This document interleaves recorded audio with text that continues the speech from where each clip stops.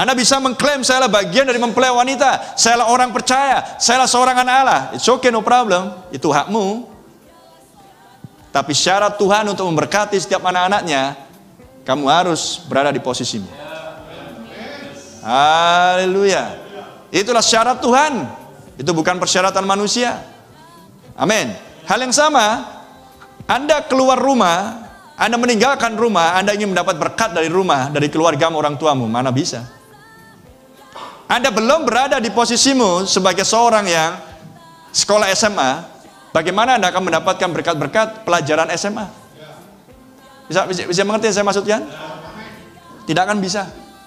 Anda tidak akan bisa dapat seragam di situ, dan seterusnya, dan seterusnya. Berada di posisi, itulah pencapaian Tuhan. Sehingga ketika Anda berada di posisinya, maka Anda berada dalam kondisi kedatangan Tuhan. Kondisi pengangkatan. Dan seorang berada di posisinya, Anda tidak perlu mempertahankan diri. Anda cukup tahu siapa dirimu, di mana posisimu. Haleluya. Maka Tuhan akan berperang untukmu. Tuhan akan mengurus Anda. Yes sir. Anda tidak perlu bersilat kata atau berdalil dan sebagainya. Anda tahu di mana posisimu. Tetapi pada hari-hari, terjemahan yang benar. Tetapi pada hari-hari dari suara malaikat yang ketujuh, ya kan? Ketika dia hendak mulai untuk mengumandangkan suaranya, maka misteri Allah akan menjadi genap. Seperti yang telah ia beritakan kepada hamba-hambanya, yaitu para nabi. Ini adalah malaikat pesan. Ini bukan malaikat sangkakala. Seperti yang disebutkan di Wahyu 11 ayat 15. Malaikat ketujuh juga di sana disebutkan, tapi itulah malaikat sangkakala. Yang ini adalah malaikat pesan.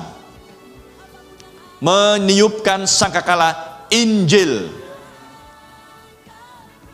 Dan suara yang telah kudengar dari langit itu berkata pula kepadaku, katanya, pergilah, ambillah gulungan kitab yang terbuka di tangan malaikat yang berdiri di atas laut dan di atas bumi itu. Haleluya.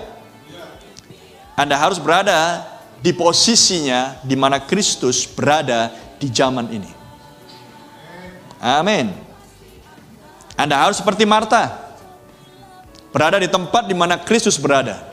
Bukan di tempat di mana dia di dalam kumpulan orang-orang yang berduka karena kematian Lazarus.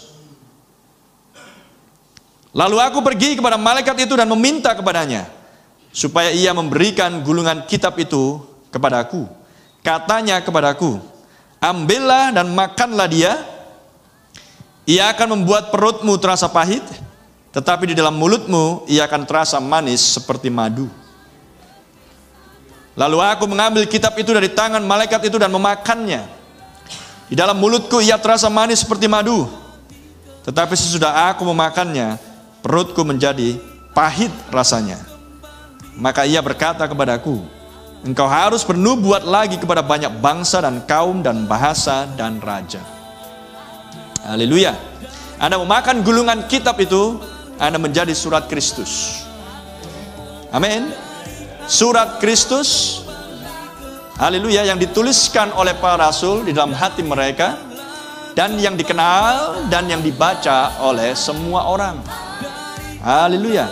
Karena penugasan itu adalah sesudah memakan gulungan kitab, bernubuatlah lagi kepada banyak bangsa, banyak orang, many peoples, dan kaum, dan bahasa, dan raja. Praise the Lord.